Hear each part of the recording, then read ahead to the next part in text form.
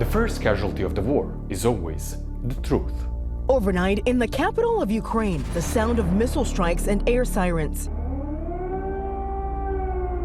Explosions rocking several cities, including the capital of Kyiv.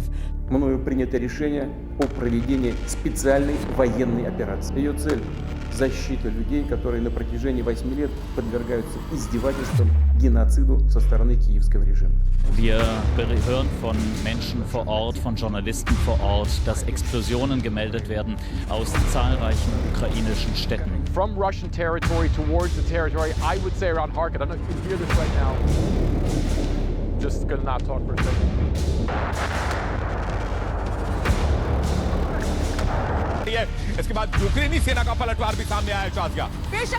On February 24, 2022, just after 2 a.m. Ukraine time, the sky lit up and the first bombs exploded and the Russian invasion of Ukraine began. And without a doubt, the rest of the world watched in disbelief, knowing that this war could change the world forever and potentially have catastrophic consequences. In the days that followed, Ukrainian forces set up a surprising defense, and the world was flooded with new type of warfare: misinformation.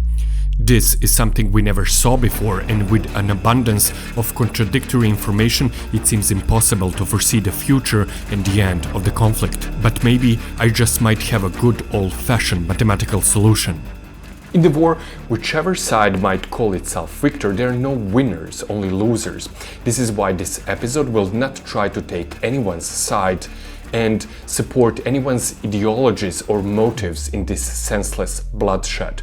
We will just try to establish well-known scientific facts, learn from history, art, and with high confidence determine what might happen in the future. And the future is more uncertain than ever. While totalitarian regimes are popping worldwide, Europe is having its biggest conflict since Second World War and carefully exploring all the ways how to avoid third.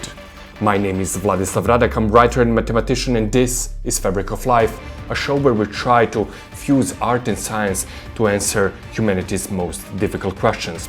We utilize everything from statistics to literature, from satellite data to classical paintings.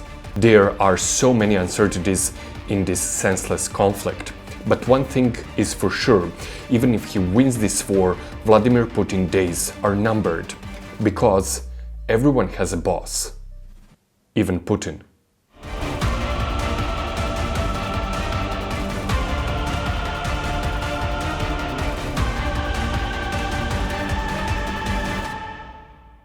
As I'm recording this episode, half a dozen of my friends are slowly moving from Kiev, Ukraine, in direction of my home and safety.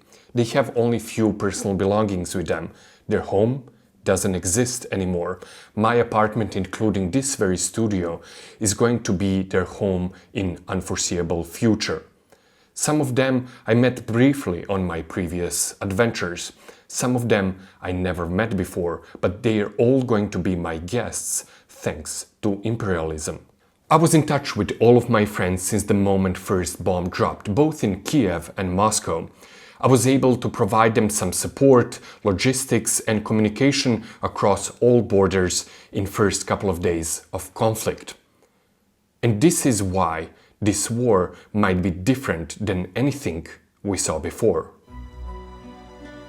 Scientists say that the biggest impact on your future world assessment and cultural shaping have ages 13 to 15. For me, this was Eminem's timeless hit, Lose Yourself. This is why I believe I can make myself millionaire yelling at a questionable audience in my grey sweatpants. For young Vladimir Putin, this was invasion of Czechoslovakia in 1968 by 250,000 Soviet troops just because Czechoslovakians dared to liberate their press and set their eyes on the West. A 15-year-old Putin learned that the sheer force and the strength in numbers win back popular opinion. But many things have changed since then. Now we have TikTok. As Yuval Noah Harari has written, what led to human species command all life on Earth was our propensity to collaborate and communicate in large groups. Like it or not, globalism taps that. We use to increase wealth, entrepreneurship, entering new markets, achieve scale, don't work without collaboration. No war has ever been won, no company built, and no significant amount of wealth accumulated without the help of allies and cooperation. Humanity's capital is hard to build and even harder to sustain. Everything can become a pile of rubble, from great factories to even more excellent museums and concert halls, if the perfectly oiled machine starts having hiccups. We saw it during the first days of the pandemic, or back in 2008 when bankers went rogue. This war is fought with information and misinformation, and both East and West are running their propaganda machineries around the clock. But if we apply simple math, we will be able to see how this war will actually play out. Let's start with some simple graphs. Russia has almost 5 times more active military personnel than Ukraine and 5 times more armored vehicles. They have 1,400 fighter jets and almost 1,000 battle-ready helicopters. What's not on that chart? 8 days into war, Russia's currency shed almost 30% of its value. As I'm recording this episode, Russian stock market is still not open for business, in fears of complete meltdown. Within hours of tanks crossing Ukraine's border, the US pulled the plug on all financing to Russia. Soon after, the Western allies threatened to block Russia from global SWIFT payment system and froze its central bank assets. And then, the unthinkable. Apple stopped selling iPhones in Russia. The super major oil companies are pulling up stakes, and big tech is banning Russian media outlets.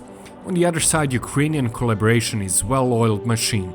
It recruited millions of civilians. They use Telegram app to share information and target enemies' fuel trucks, the key element of invaders' logistics. Soon, tanks were abandoned because of the lack of the fuel, and many of the forces left cut off or forced to retreat. In the meantime, imposed sanctions hit Russian oligarchy where it hurts the most. Yachts and fancy dinner reservations in most luxurious Parisian restaurants. And here is the second graph to paint how the Russian oligarchy is mighty and powerful. Here, only the 20 largest yachts Russian billionaires own are more expensive than the whole Ukrainian defense budget. Most of those guys have no interest in their home country expanding to the West, because they do their business in the West. They have Manhattan mansions and football clubs, run NBA teams and finance Hollywood movies. 44 of 200 richest Russians do not live in Russia. This cohort's second most popular place of residence is London, followed by LA and Monaco. Most of them go to Moscow only once a year to pay their dues to the man who made them rich.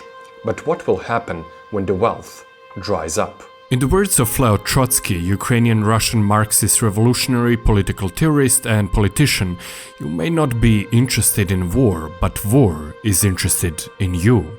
And this leads us to our third graph. Russian billionaires are the world leaders in which percentage of their own wealth makes the GDP.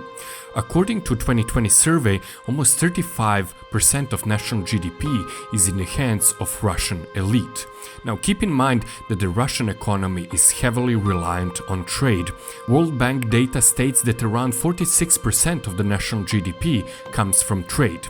When you add that Russia, despite being the biggest country in the world, only has the 12th largest economy, with the most expensive unnecessary war on its hands, you realize that the economy will start to crumble soon. Even if Russia attempted to operate independently, it wouldn't get far.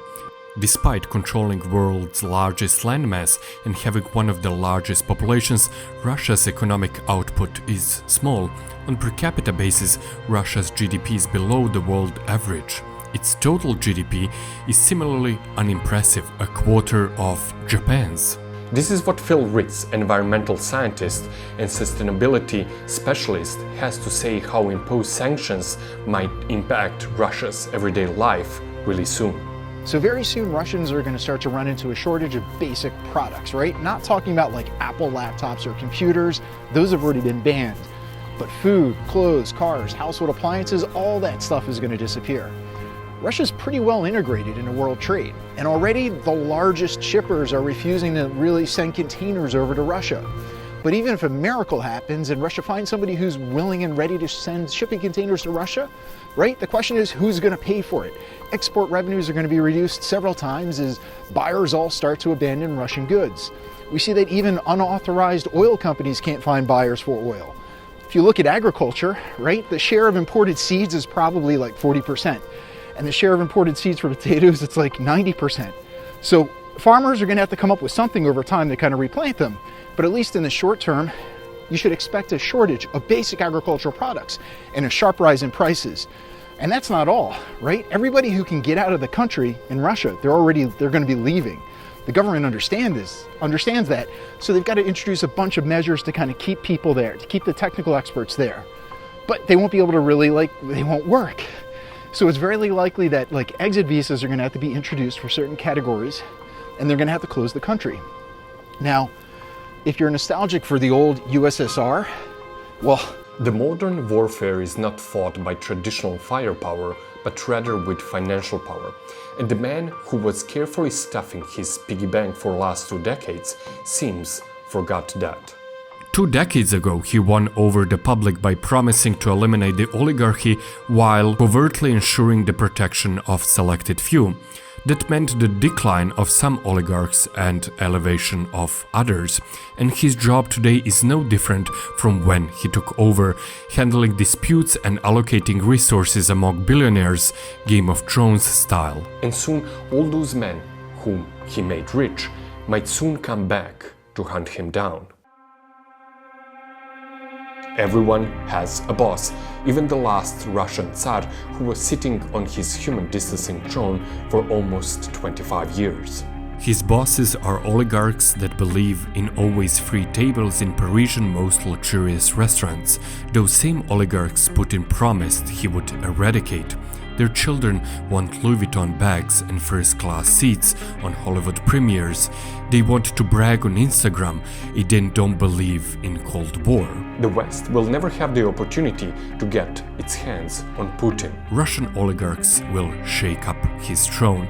The common people who gave us extraordinary music, art, ballet and gymnastics, the common people of Russia who are tired of informational war and being accused of his sins in the eyes of the world will topple him down. But mothers, wives and sisters of fallen Russian kids who he sent to this senseless, merciless war will sentence him.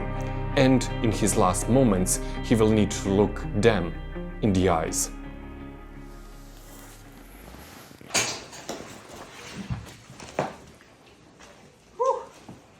Давай.